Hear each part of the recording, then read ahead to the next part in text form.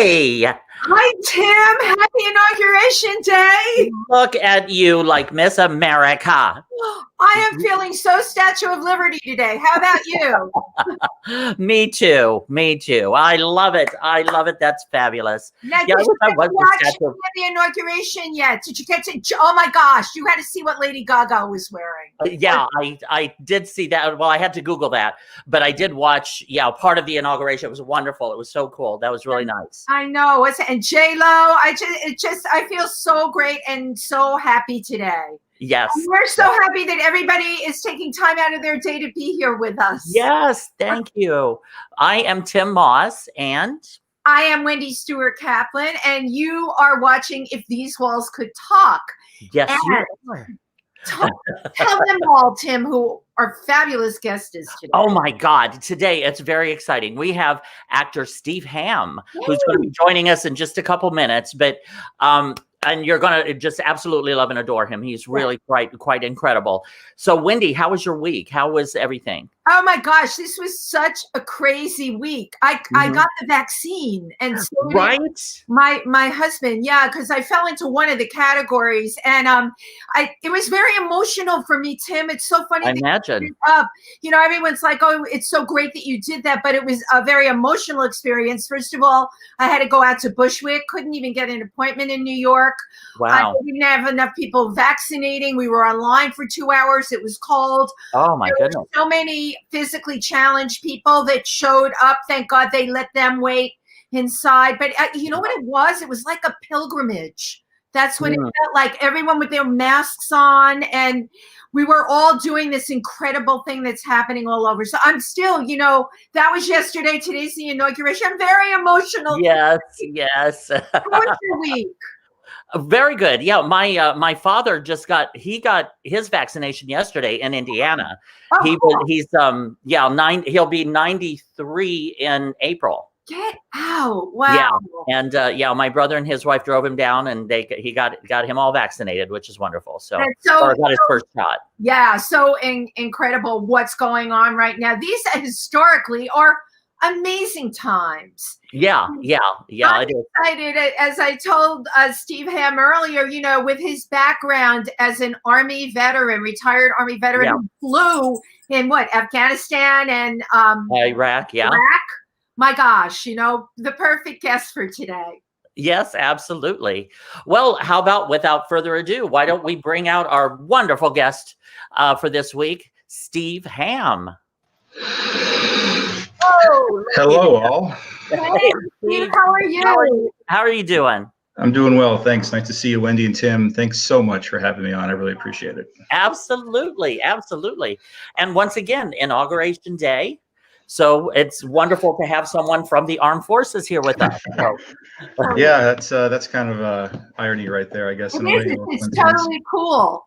And so first, right out of the gate, I just want to say thank you very much for your service to our country. Me too. We are very, very grateful. It was my privilege and honor to serve. It was a calling, I guess, for me, and I was happy to do it. And it was some interesting times for sure. I would imagine. If it's okay, we'll circle back to that in just a little while. Now you're in Sandusky, Ohio, right? That's correct. Yes. Isn't this amazing how we can be like all around the world, really? Yeah. Now, it's cool. Sandusky. See, I'm from Indiana originally. Okay. We used to go to Sandusky to Cedar Point. Right. Yep. Cedar Point, the roller coaster. Yep. Exactly. Yep. That's still the roller coaster capital of the world. Yeah. Tim, have you been? Steve, have you been on that roller coaster? I've been on most of them. It's very unique. If you love roller coasters, it's obviously the place to go. You would think by looking at it from a distance that it could hold so much, but they crammed as much as they could into one spot, and it's incredible. And a quick story about that too is that they've got this one coaster called the Top Thrill Dragster. And so a little known fact about me is, even though I'm a pilot, I'm still afraid of heights. Go figure that one. That's something I wanted to talk to you about. Go ahead. Yeah. Anyway, so they got this ride called Top Thrill Dragster, and you can Google it, what it's like and everything. But it starts off like being shot off a battleship, basically, basically a battleship. So very fast. climbs very high, then comes right back around down. It lasts about maybe 38 seconds, but it's very exhilarating. And my wife is actually the one who pretty much forced me to go on it, just to say, you got to do this. So, you're a right woman. Yeah, right. I was basically white as a sheet, hard as it goes, scared to death. And I did it. And once I got it done, it was fine. I'm like, oh, I could do this again. So, but when you see what it does, it's just like, oh, wow, that's incredible. So, yeah, the fear of heights is something that I think I struggle with, from time to time. And then, of course, I guess to address the question, that's the burning question, how can you be afraid of heights when you're a helicopter pilot? Well, 3,000 hours. You have 3,000 hours of flight time. Well, yeah. But, besides that, it's the fact that, so one, I'm strapped into a machine, and it's an enclosed machine, and I'm in control of what it does. So right. That's a totally different experience than being put under a roller coaster where you're sitting down, you got a flap or a shoulder thing or whatever else around you, and your legs are free and your arms are free, and everything's so close to you what you're doing. So and you have no control. None. Yeah. So, yeah. My question is, did you scream? I did, and I think actually closed my eyes like 3 times during it too. But actually, the very top, I did open my eyes just to see what it's like. Yeah. And some people will have their arms up and no problem. And the thing that really kind of scared me the most is that one, all you have is a lap belt and a bar over your legs. That's it. So if it had like a shoulder, oh my God, you feel like you're coming out of the seat, right? I've done that. Don't you feel like? Yeah, I think you probably do. Yeah. So to top off, the scared of heights, and then you got that kind of experience. It's a great ride. Don't get me wrong. People line up for hours to get on it. Well, I have to tell you, I'm exactly the same. I can totally relate because if I'm like on a tall building and walking up to the ledge, I'm like. The butterflies, the whole thing.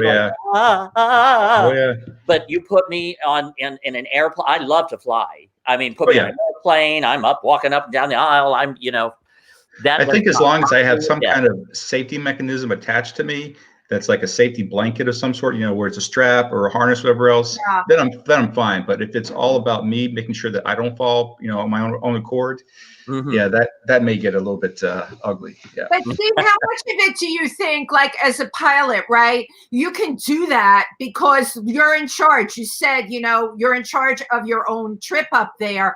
I've flown in a lot of small planes into the jungle, and psychologically, I have put my life in someone else's hands. Maybe it would be different if I were flying it. And this is my little trick for you, Tim, and maybe for you, Steve, if you're in someone else's little tiny plane, a 2-seater, I pretend it's the front of a car. It's a Volkswagen. Trust me, guys, this totally works. I pretend it's a Volkswagen, and I'm up in the sky, and I just keep lying to myself like that. And that way it gets rid of the heart palpitations, the dizziness, and the fear of flying. So that's my tip for today. Well, whatever works for you, that's for sure. Exactly. As far as flying goes, I'm really odd too, because I would almost prefer the little 2-seater or the little. Really? I like those, or the propeller.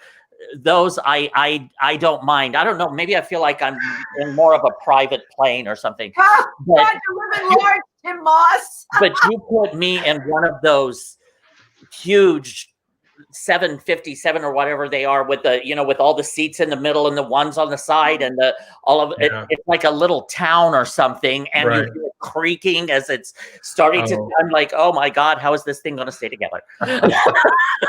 I get more scared on the big planes than I do on the little ones. That's really interesting, right? Yeah, we all have like such different psychologies about flying, which brings me, because I do want to get back to flying, because I want to talk to you about Iraq and Afghanistan and what it was like for you there. But I also, this transition that you made from the armed forces to being an actor.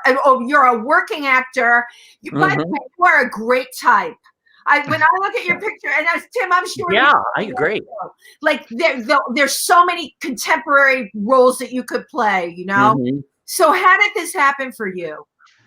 Well, I appreciate the compliment. Seriously, I'm humbled by that. So this started off basically. It was about 6 months or so before I was going to retire officially, and I'm not sure where the idea came from, but I was like, you know what, acting sounds kind of cool. Like I said, I don't know where it came from, but I was like, let me just Google this stuff. So I was in Tennessee at the time in Clarksville, and I Googled some acting schools, and there was a bunch of them in the Nashville area. It's big on that, along with country music and everything else. Love it. So I found one.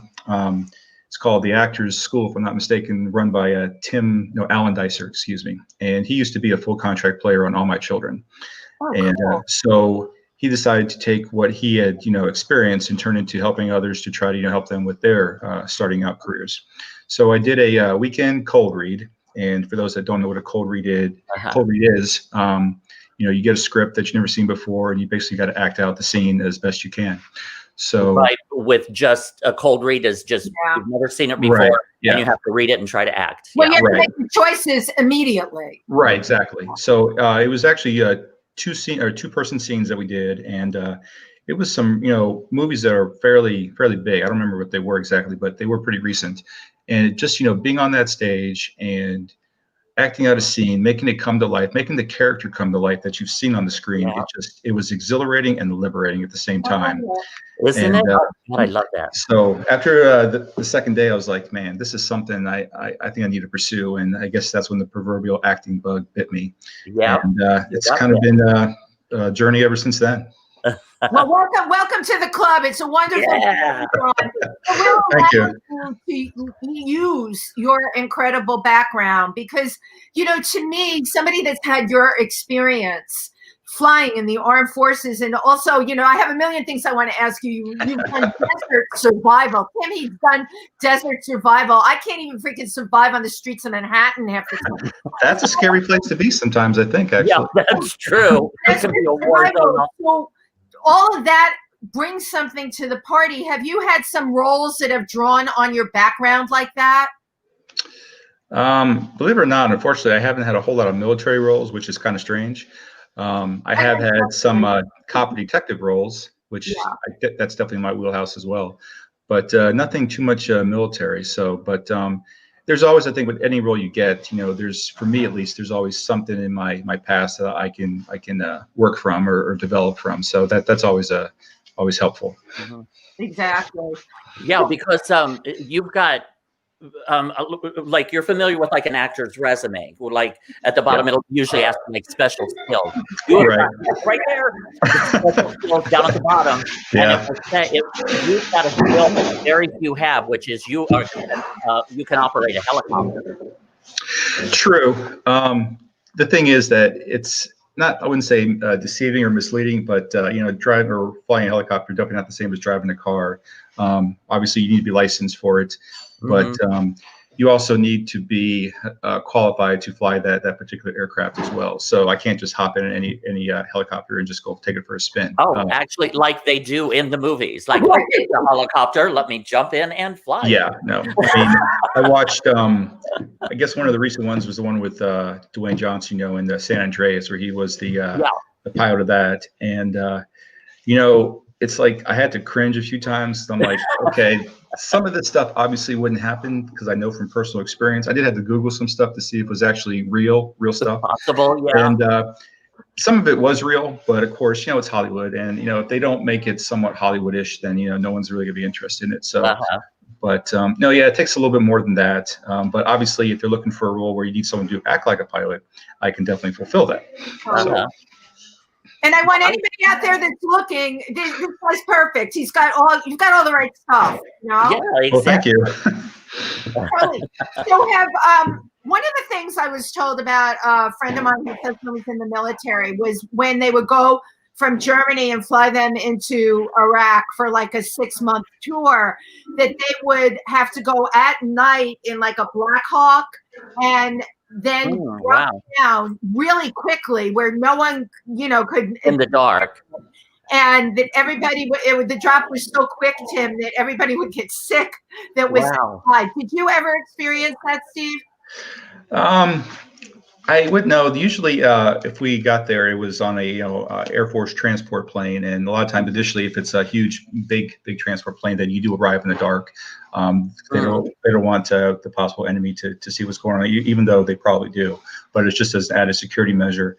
But most of the flying I did over there was definitely in the dark. That's pretty much where we primarily operated, Wow. and it's yeah. I think for someone to think about flying any kind of aircraft, airplane, whatever, but to fly a helicopter, when you're flying over lower than an actual airplane, over the desert sand, under, using night vision goggles, it's a unique experience to say the least. Wow, I would imagine. Now, speaking about your military experience, now you were with the Army, and you had what was it? You were in Iraq twice, and Right. in Afghanistan twice. Right. Wow. So how were those all 4 different, I guess, different tours for you, or? Yeah, they were. I remember when Iraq kicked off. It's a unique world over there. It's a third world country, and it's just a huge departure, from what we see here in the States. So, when we first got there, there wasn't really much established, much developed as far as support and stuff like that. So was this at the beginning, like at? Yeah. Yeah. It wasn't like during the Saudi invasion. This was well after that. But I remember, because it's a whole, like, I think 16-hour time difference, or whatever it was. So basically, when you're awake over there, everyone's asleep over here. Right.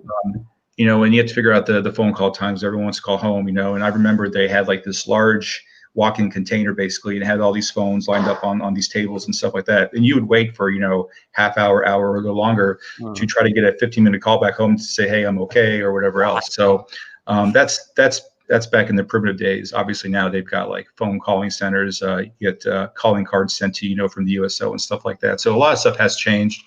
But I think when I was over there, was always when it was first starting up. So we always pretty much had to start from scratch, or use our creative minds and see what we come up with. So, but Afghanistan was definitely a different animal altogether, for sure. What in Afghanistan? What made it so different from Iraq? And I love, by the way, that you're giving a timeline that you were there in the beginning. I remember this was the most bizarre thing when the war started in Iraq. Sitting in my TV room in New York City and watching the first shelling start. I never saw a war. I've been up in Israel on the border when they started shelling, so I got to see it in person. I'm a big chicken. But watching it on your television, it's like Star Wars. It's it is.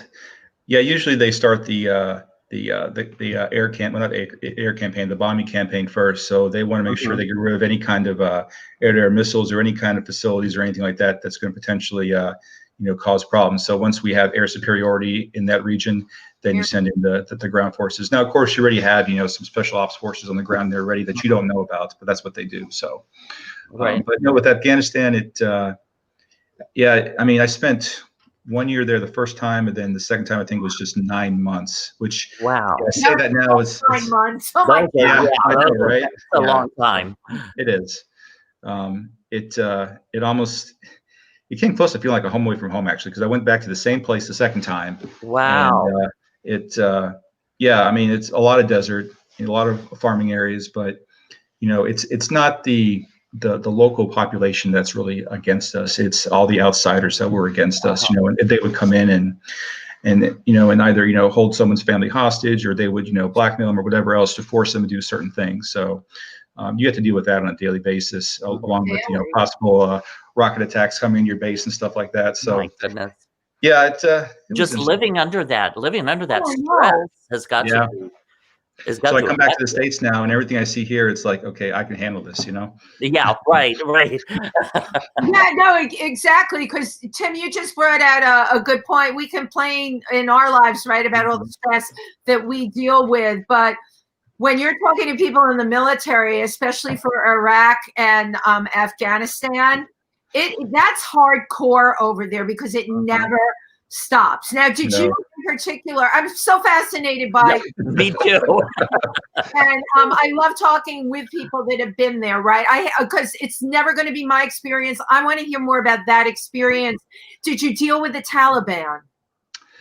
Not on the ground level. I mean, I was always flying around, so I think it. I have a lot of respect for the infantry patrols that would go in, day out, night out, and they never knew if there was going to be an ambush somewhere, if they're going to come back in one piece, whatever else. So, the whole thing with PTSD with the ground forces, it's a real thing. So my hats off to them. A lot of respect. But my job was to go out there and basically mostly reconnaissance. We're given a list of stuff to look for, to either confirm or deny that it was there or something. If there was like a patrol going out, whether it was a foot patrol or more like a vehicle patrol, we would get tasked to go and provide air support. So, and it seemed as though the Taliban definitely didn't want to mess with the patrol when we were around, because we fired back. We weren't afraid of the fight. And you have to have that mindset going in there. It's like there's always that potential of getting shot down, which we did have some people get hit, which they're okay now, which is a good thing. But you have to go out there with the mindset like, okay, I'm here to do a job, and you take every precaution you can, but you can't control everything. So, but it was good to just be able to support them, and knowing you could get a patrol from one place to another and nothing happened to them.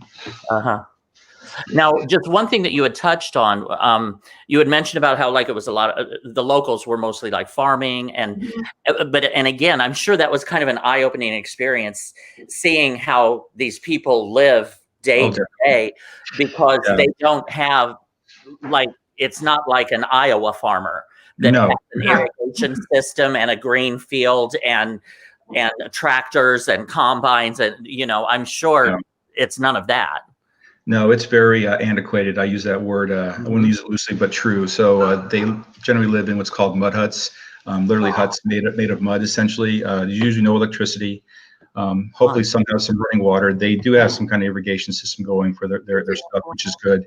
But they use goats and mules and stuff, to plow their fields and stuff. So it's very very basic stuff there, and you see that all the time, and you have to admire them, even though what's going on, that they still try to go out there and make a living for themselves, right. But then you have all this other stuff going on, and you feel bad for them. You do.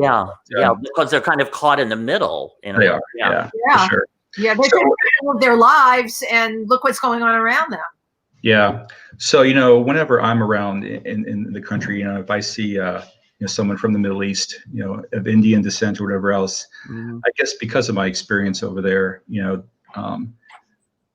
I'll give them the benefit of the doubt that that they're here for the right reason, unless shown otherwise. So, but some people obviously they're not. All they dealt with the bad stuff. So you gotta deal with depending on your job over there. It's how you come out of there. So I just give everyone a level playing field until you cross me, and then of course absolutely. That's right. That's our motto too. Level playing field. Don't cross us. Don't piss me off. No way, no how. But the locals, again, like you said, I'm sure, because I find that fascinating too, that a lot of them, they will grow up and not know anything different than that. Right. And they will also have kind of a level of happiness or try to find enjoyment with their family or things, because that seems to be the human trait or the human condition, is you want your children to grow up to be happy and to, you know what I mean? Was that? The problem is that with the Taliban and all those other terrorists out there, they like to get the kids when they're young, and basically brainwash them, into hating Western culture, essentially. When you're young enough, you don't know any better. Obviously, it's an easy transition to make. So, and we try to win hearts and minds, but what we try to do. So it's always this give and take, push and shove, and I can only affect so much. It's like we had a thing called the ROE, Rules of Engagement. So, you can't fire on anything or anyone unless you're fired upon for self-defense. And then, of course, it has to be a measured response. You can't just, throw a huge missile onto something when, some bullets could work instead. It feels strange to say that, but that's just the way it is. So anytime before you pull that trigger, you're always thinking, okay, is this the right move? So obviously if they're shooting at you, all bets are off. Right. But the guys that I flew with, though, we were cavalry, pilots, cavalry soldiers, and great brotherhood. And we go out there, and we're out there for, I think every mission was like for 8 hours long. So you're out there flying for 8 hours, continuously. And you get breaks every so often, but you're out there patrolling, and stuff. And you hear, as soon as you hear, troops in contact, your blood pressure starts going up a little bit, your adrenaline starts running, and you start flying there as fast as you can to see what's going on, assess the situation. And if you can, when you get closer, you can start hearing the gunfire that's going on and stuff. And you try to get an idea where the enemy is, where the friendlies are, so that you have a good, based on line of information, so you'll have any enemy or friendly fire. So. And at nighttime, of course, especially difficult. But there's systems in place where hopefully you that doesn't happen. So, but you're always cognizant of that, and you train for it. So, and hopefully your intel, is accurate as well. Everything that you're saying, it just amazes me, the level of control, or the level of communication, and that is. I'm so proud of you and all of our military. It's really quite amazing. Hats off to all the guys and the people and the ones that are currently serving as well. I salute them as well. It's a tough job. So you have an expertise with using night vision goggles. What is that? What are they called exactly? I know I'm not using the right terminology. What do you call that aspect? They're called night vision goggles. Yeah, basically they turn night into day, essentially. So to put it in basic terms, they gather all the available light that's out there. Even though it's nighttime, there's still light that's available. So they take all that light and they turn that into to day, basically. So kind of magnify it somehow. Yeah, you can go on YouTube videos and see what it looks like from some missions that people have posted. It basically looks green and everything, and you got shades of gray and black. So. And the darker the night is, the harder it is to see through them. Of course, the higher the moon is, the brighter it is, and the easier to use. But definitely at nighttime, it's something you want to have because, once you get used to them, it just makes flying so much easier. Well, it's also very surreal. What was that movie, Tim? You may know. She won the Academy Award a few years ago. It was called Hurt Locker. Did you get to see that? That was my first experience ever seeing, that night vision used that way. I have to tell you, Steve, and I hope you get to do it in a film, right? Wouldn't that be? Should have an experience with it in a film. It should be you, but it was really quite amazing what it does visually. I'm like, this is it's such a surreal effect. There is a movie that I saw recently called The Outpost. I'm not sure if you've heard of it or not. Oh, I did. Yeah, I've heard. I haven't seen it. Oh my God. Usually when it comes to military movies, I'm a little skeptical because, it depends on who's in it and how it's directed and, if it's corny or not, because, military guys are always like, oh, that wouldn't happen, or that's corny, whatever else. But this one was directed very well. It was based on a scenario in Afghanistan for this outpost that was up in the northern mountains. And these guys were like sitting ducks, basically 24/7. But it did star Scott Eastwood, who was Clint Eastwood's son. And, he's actually a very good actor, I have to admit that. So he did a good job, but it's based on their experience. And I think from the middle of the movie to the end is nothing but the attack that they endured from the local enemy, basically itself. And at the end, and not to give too much away, but it just showed the American, determination and perseverance to, no matter how bad it gets, you find that extra something to get to fight through, and to survive, which is what they did. So it's a very realistic battle scene. So highly recommend check that out. Oh, great tip. Oh my gosh, Tim, Yes, I was just going to say, you're watching If These Walls Could Talk with your hosts, Wendy, Stuart, and Tim Moss, and our very special guest, actor and what is it, retired military? Yes. Okay, retired Army pilot, Steve Hamm. And we thank you so much. We're so grateful that you're here. Now, you're obviously a highly intelligent man. I don't know about that now. Let's ask your wife that question. Right. Where did you grow up? Did you grow up in the Midwest? No, I'm actually a Florida boy. What part of Florida? St. Pete. Oh, okay. I love St. Pete. Yeah, so that's where I grew up. Yeah, near Tampa and Busch Gardens and all that. Yes, yep, all that. My dad wanted me to go to one of the military academies after graduation from the high school, but I was 18, I was rebellious, and I'm like, oh, I don't know, I don't think I can do that, and I wasn't really ready for that. I wasn't really ready for college, to be honest with you. So joined the Army, and initially was a helicopter mechanic for about 8 years.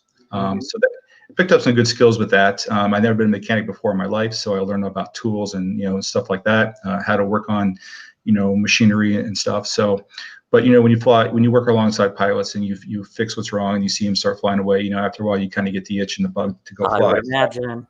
The Army does have a helicopter flight program, so I applied for that, and fortunately for me, I did get accepted into it. And the rest is pretty much history. So Wow. it was a fun experience, and I definitely had some good instructors and met some really interesting people. Yeah.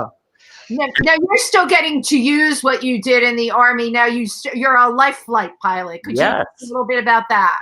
Sure.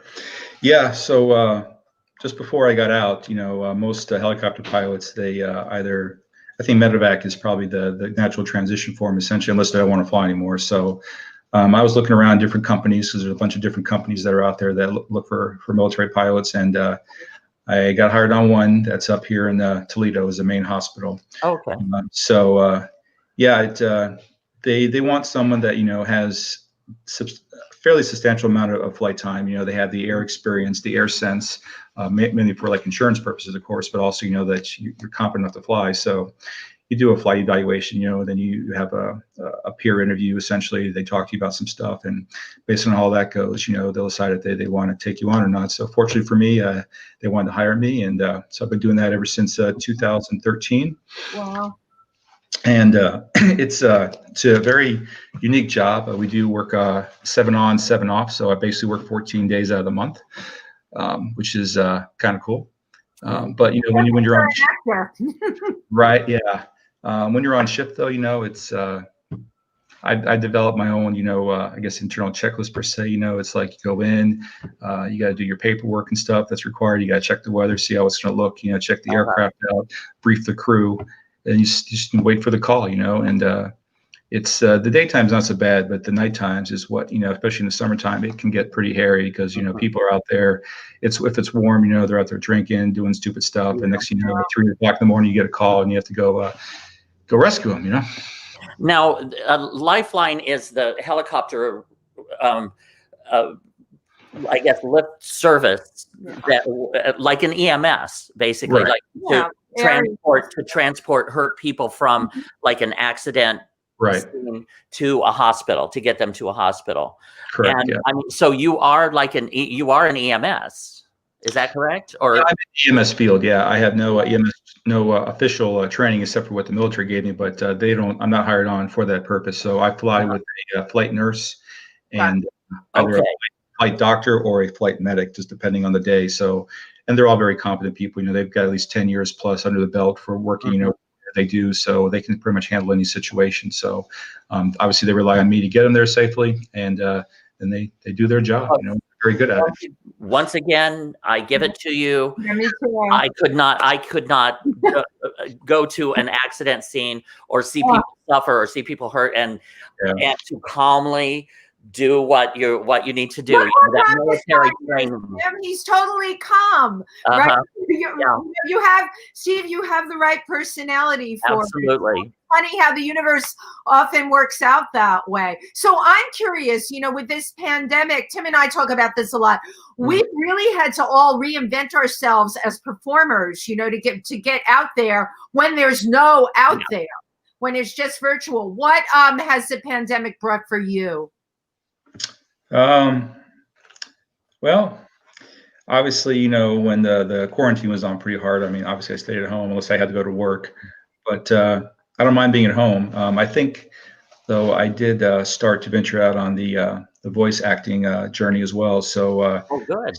I started doing some voiceover stuff, and for my own equipment, I got the mic, with the filter and stuff. I got Adobe Audition software, and I learned the hard way how to use that to edit recordings and stuff. So and I actually just finished producing my first audiobook, which the author is going right now to make sure everything, is just the way she likes it. So, yeah, I think voice acting, working from home is probably the key thing right now with this pandemic.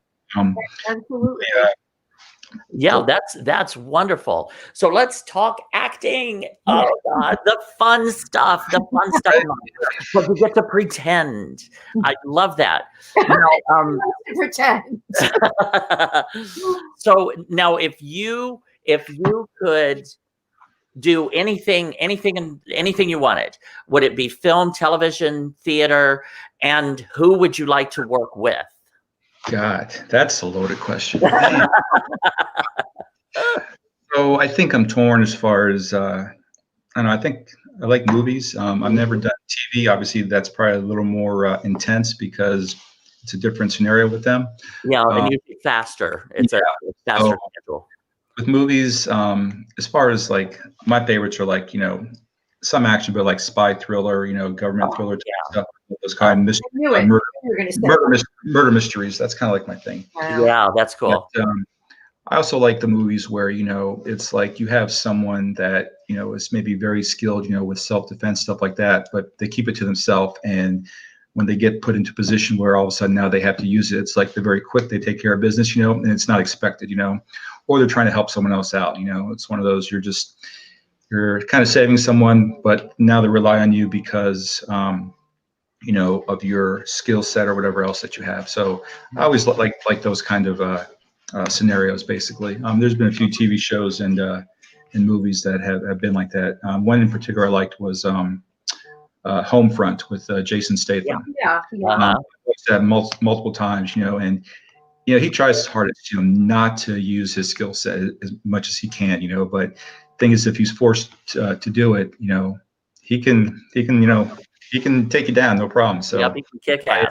Yeah, I like that kind of stuff. So if I could get a role like that, that'd be cool. But I'm open to almost anything, really. So, but saying that though, too, it's like I think when you first start out as a performer, you're almost willing to take on almost any role just to get booked in something. And I think after some time goes by, you're like, well, especially at my age, I mean, I'm going to be 50 this year, so which is kind of scary. You're a spring chicken. Yeah, I know, right? Yeah, you're young. Yeah. I'm going to be 60 in a few months. Well, I'm ageless. Yeah. And involved. Have birthdays. So I'm just, I think I'm going to be just a little more selective about what I choose. And if someone doesn't like it, then that's tough. But I was watching a video interview with Denzel Washington, who was like one of my favorite actors. He said he was after this role in this project that had a really bad title, and the concept was really horrible, but they were offering a lot of money for it. And he was like, he called a buddy of his, another actor, famous actor, and he's like, hey, what do you think about this? He's like, dude, basically told him, at the end of the day, you got to feel comfortable with whatever project that you're in or whatever role. If you don't feel comfortable, then don't do it, because you won't bring out your best work. So he turned it down. It was like for several $100,000. Wow. And then 6 months later, something else came around that was offered more money, and it was a better role, and he took it. And and look at him now. So there you go. Well, that's the thing. That's a $700,000 role. Promise me that you won't. That's also a matter of like trusting the universe and trusting your skill and your profession, which is kind of difficult to do in this profession. But again, I have every ounce of confidence in you. Your star is rising. You're going to do just fine. You're going to have so much fun and get so many offers. I can see that. Well, I appreciate that. When I was interviewed by Jimmy Starr and Ron Russell, I think Ron said the same thing to me. I'm like, okay, you say so. I mean, it's I do what I can to put myself out there, and I study with an acting coach who's very good. So a shout out to Shannon Yanksarik. She's out in LA. I do Zoom stuff with her, but she helps with character analysis and script breakdown. So that's always good. But I think I know when I was very young, I was only child, and I would like make believe that I had friends around, which sounds kind of stupid, but I think back then it was kind of when things started, and I guess if I see a really good scene that's being played out, depending on how it's going, I'm either going to really get into it, and I might even cry or whatever else, which I've known for doing. My wife always laughs at me for it, but I can just if I can feel the character. You know, it's almost like I put myself into the character and zone everything else out. And and at some point, I would like to be able to get onto that kind of project. Where you got these really top-notch professionals. And they all are there for the collective good. And you get everyone's bringing their best. And it's just like you just act it out. And, and go with it. Unfortunately, been on some sets, where not everyone has the same mentality as that. So, I mean, I bring it, and I don't demean them, I don't talk down to them, whatever else. But I just do my part because that's what you brought me on for. So, absolutely, right. You have quite the background in martial arts. So another skill set. Yeah, it's so great. Wouldn't it be great to bring some of that? To me, that is a real specialty, and you have the look to go with it. I mean, I wish I had a film to cast you into my back pocket right now, because I'm looking at you and I look at your background. Can you talk a little bit about your film experience with martial arts? I actually haven't had a film yet to do any martial arts, so my background actually is kind of limited with it. I did some Taekwondo as a kid, but my big experience, I guess, was when I was in the service still, and we started doing some training with mixed martial arts. So we were taught some basic techniques about that, and I haven't done it in a while. But obviously, if I put with a trainer, obviously, it's all about muscle memory, basically. Yes. And anytime I see some really good, simple stuff that's executed well, it's like impressive. And I think I forget the name of the movie now. I was watching with the actress. It'll come to me, but she did an impressive job. I mean, she trained, I think, for like 8 hours a day on multiple martial arts, like for a week. And when she did her fights, you could not even tell that. That's tough. Stand by. But oh my God, Steve, I would love to work with you on a project sometime. That would be great, because I'm an actor as well, and as well as Wendy. Now you are married. You are straight. Is that correct? Correct. Well, nobody's perfect. Right. I know. Yeah, Wendy and I are very active in the LGBT community, and I know that you had told us earlier, if you don't mind sharing. Oh no. So I think it was a few years ago, I guess, I found out that my youngest son, he is gay, and I didn't know it. So, and honestly, at first, as a as a guy, a military guy and stuff, it's kind of hard to come to terms with when you hear that at first. I would imagine. But you have to kind of look inside yourself, and then and just basically, he's your son, and you have to accept it. So it took me a while, and I had to sit down and talk with him just to let him know, hey, look, it may be a little process. I'm working on it, but it's good. So yeah, I mean, it's teach his own, and Steve, just thank you. Thank you for being a good father. Yeah, really. for accepting your son, and that means so much to my community. Of course, and the support. Absolutely. I work with LGBT kids, and the fact that you're willing to listen and willing to be there for him, and that you love him, and just love him for who he is, and that is the best thing that you can do as a father. Yeah, I agree. I appreciate that.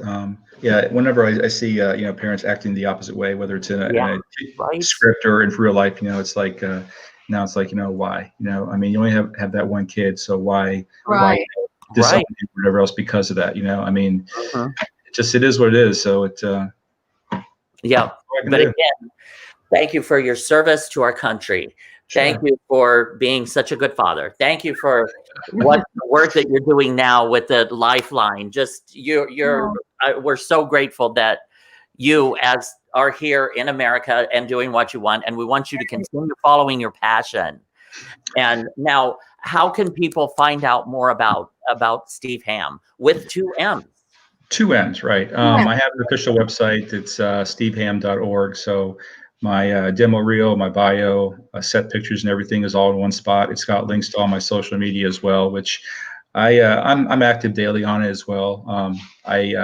As Eileen can probably tell you, that I send out like a daily good morning post, both on Facebook and Twitter and stuff, and just to say hi to everyone. I mean, it's been trying times in this country, obviously, for a while. So Yeah. Whatever little bit of light that I can shed, or share is great. And it's, if you get 1 like or 10,000 likes, it's just, that shouldn't really matter. So, but it's all about consistency and stuff like that, and good material, which, I mean, I have a lot of people that I fall on, or onto for some help. I'm not sure if you ever heard of Heidi Dean before.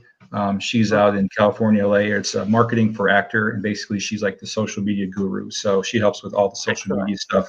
So I've used her classes and stuff to help with social media and stuff. I use Shannon for acting coach, and of course a shout out to my agency out in Cleveland, Pro Model, with Mary and her team for signing me on. And then she also hooked me up with a manager out in LA too, Al Honorado, who's like one of the founding members of the Casting Society of America. So hopefully, between the two of them, and once COVID starts kind of declining, some work will probably hopefully start coming my way, and travel won't be a problem. So obviously now that's been the biggest roadblock for me. Well, you've certainly built a great support system around you. Yeah. And Tim and I talk about this all the time. That's probably one of the most important things. Eileen Shapiro and Jimmy Starr I met Eileen very randomly, and she was put into my life 2 weeks before the pandemic hit.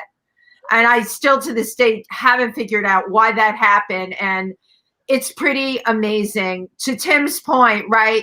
The universe often has things in store for us that we can't even plan. But if you're being a good person like we all are, and you're out there and you help people, you will attract what you need to have. Yep. Yeah, no, I can agree with that. Yeah, karma does come back. So, and the best thing though is to put stuff out there, but don't expect anything in return. So I think if you can acknowledge that honestly, then you're probably in a good state. So also have to acknowledge my wife in this process, who is supportive, but still doesn't always feel that acting is the a real job per se sometimes, because obviously it's a long process and not everyone makes it through. So I just take it day by day, but I do thank her for her support that she does give me. Mm-hmm. And shout out to my fellow veterans out there, of course, for what they do, and all the past ones as well. And to Shannon, to Heidi, and to Mary at my agency. And there's 2 other people I can give a quick shout out to. Actually, one is Melanie Korich. She's on Twitter.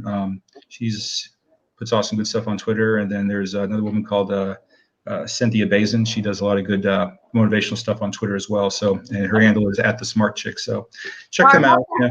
Great. All right. Well, this has been If These Walls Could Talk with host Wendy Stuart and Tim Moss.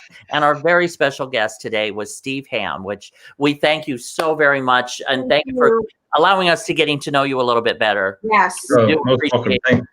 Thanks for having me. I really appreciate it. You guys are great. A great thing to do on Wednesday. We couldn't be at the inauguration. Tim and I would have been there if we could have. I watched it, and I'm so happy to be here with you today. I was very moved by what I saw. I think same here. Get better from here on out. So yep. All right. So for a better tomorrow in America, and we have an American hero right here today with us, which we're grateful for. Right here. And a big shout out to anyone who's watching. Starting in February, we will be broadcasting live from Pangea. If These Walls Could Talk. And will that be at 2:00?